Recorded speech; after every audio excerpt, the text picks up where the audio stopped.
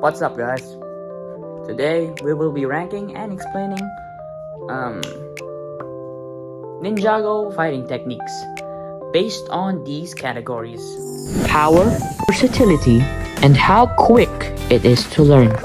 Each category will be rated from a scale from 1 to 10.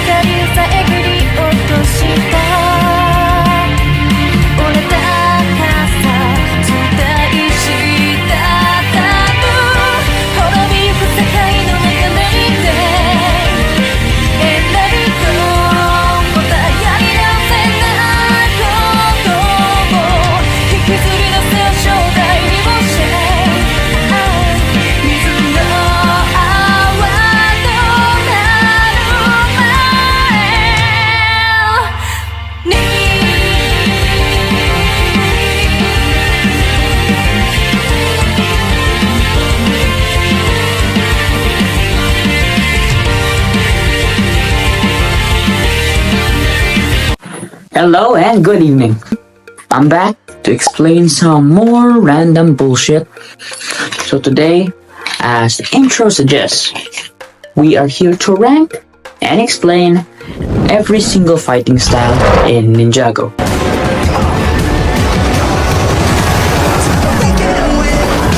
So for number 4, we have Air Jitsu, also known as Cyclone Go!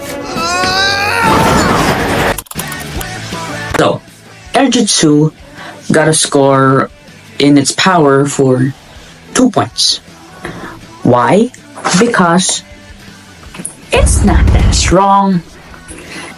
It doesn't attack. Maybe you can attack it flying straight at the opponent, but it won't be that strong compared to the other fighting styles in this list.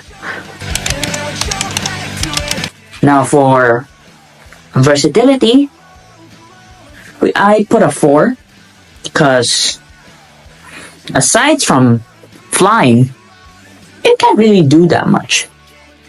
It's in the show. It shows us that you can fly. That's the whole thing. That's it. That's the whole point. That's it. That's all you can do with it.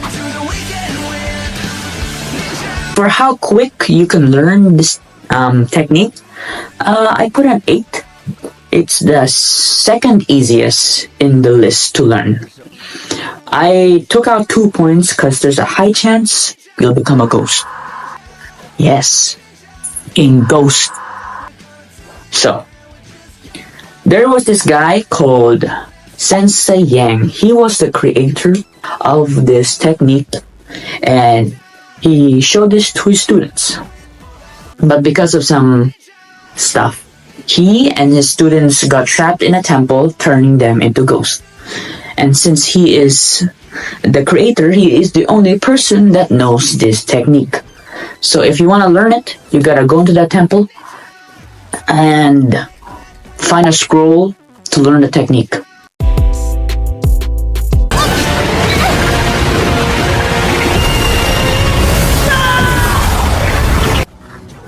On our third spot on the list, we have the Dragon Rising technique.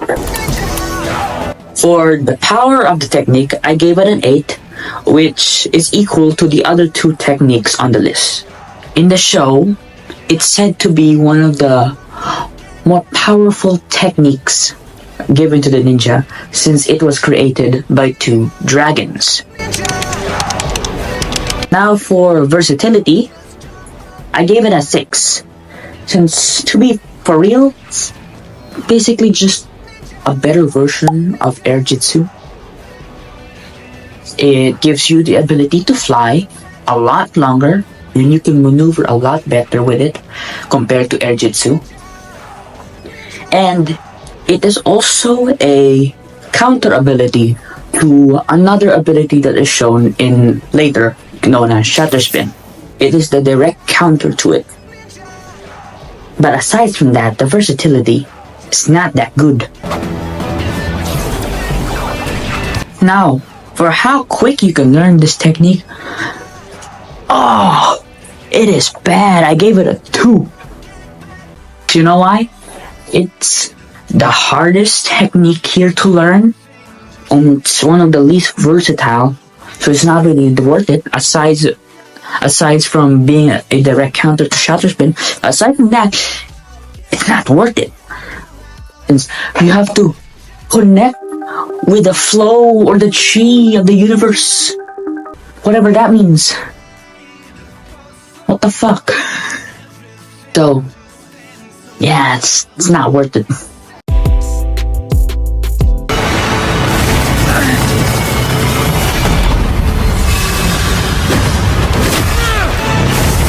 In second place, we have Shatter Spin.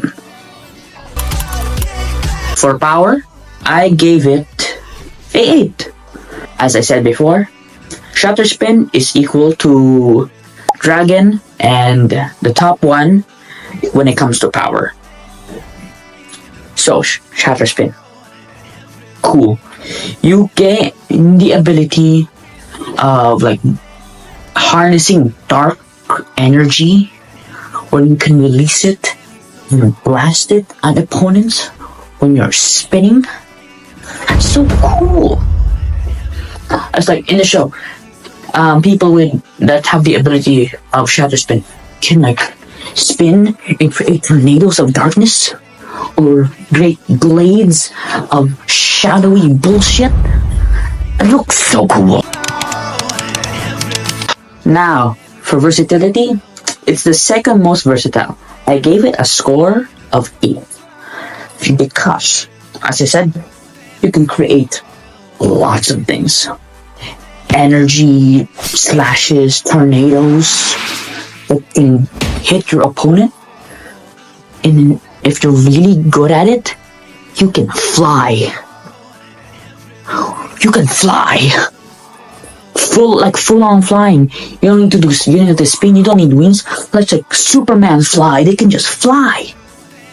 And they can. Now, for how quick or how you can learn it, I gave it a 6. Cause, 1, you need to find a guy who actually knows it and isn't evil. And 2, it comes at a cost. Since Shatter Spin isn't unlocked by training, it's unlocked by shattering your goodness. How does that happen? 1, you have to wear a mask, a wolf mask, on your face, obviously. And then someone has to hit a gong, known as the Gong of Shattering. And since you're wearing that mask, when the gong is hit, it shatters any amount of goodness in you. But in return, it gives you Shatter Spin and all of the abilities that is shown.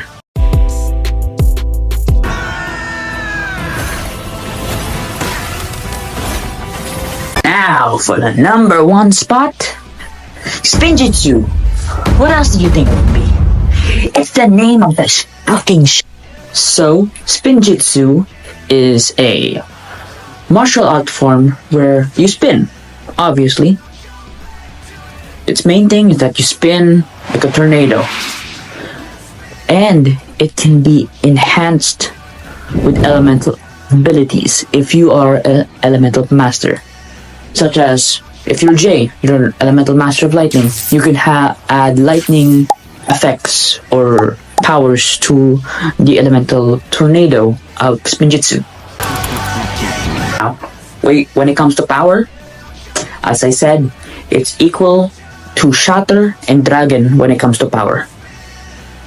But it took me a while to really get that point, cause When it's in its base form, normal Spinjitzu, it's weaker than Dragon Shatter. It's like a 6. But it has different forms. It technically has 3, but we'll get to the third one later. But the other 2 need to be discussed. So, there are 2 forms. There is Forbidden Spinjitzu, and there is Spinjitzu Burst. So, Forbidden Spinjitzu, you can gain Forbidden Spinjitzu by getting a specific scroll. And when you're holding that scroll while using Spinjitzu, the Spinjitzu tornado that you see will become so much more powerful, so much more fast. It gives you so much more speed, so much more power, and so much more energy, man. I am so energetic right now. And for Spinjitzu Burst, that's a specific Spinjitzu only for Elemental Masters. Since, here's an example. Cole, the Master of Earth, he has to be fully surrounded by his element to use this ability. Like, you have to be underground, like really underground, where there's no other things, just earth, just rocks, just lava.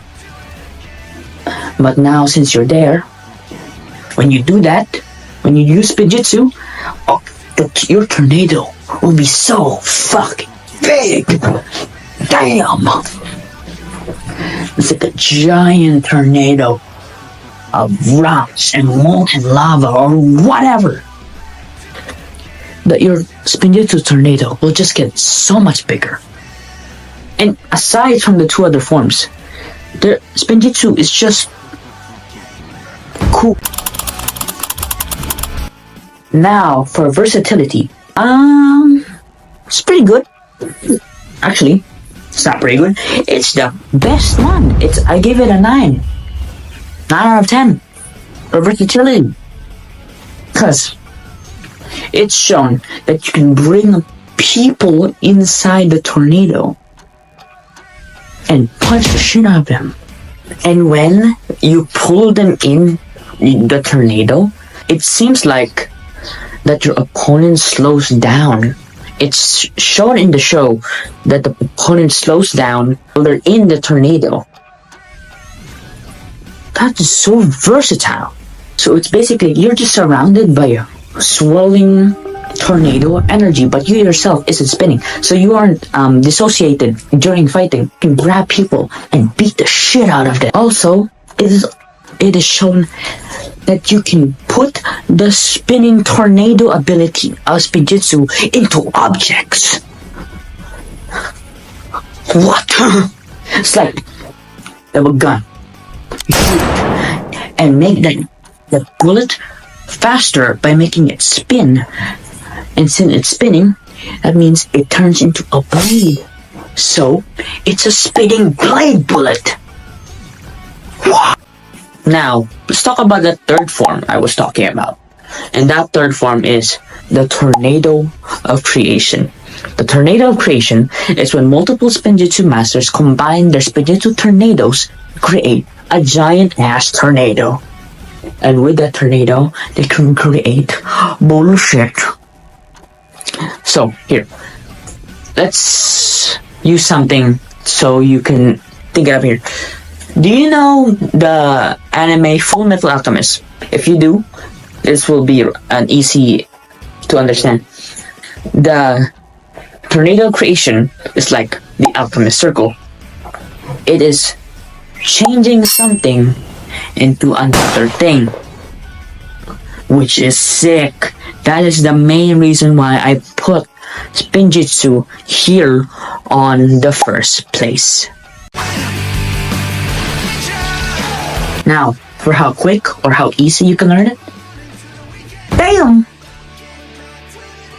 It's not hard. Literally, there's been a guy that was introduced in the latest season where he taught himself Spinjitzu. What? What, man? You can teach yourself But you don't even need to do that since Aaron, he's basically a prodigy in Spinjitzu. But still, it's possible to teach yourself. Also, compared to the other techniques, there are so many Spinjitzu masters where you can learn from. You just need to find them. So yeah, Spinjitzu wins, obviously. So yeah, that's it from this mad guy. Thanks for watching.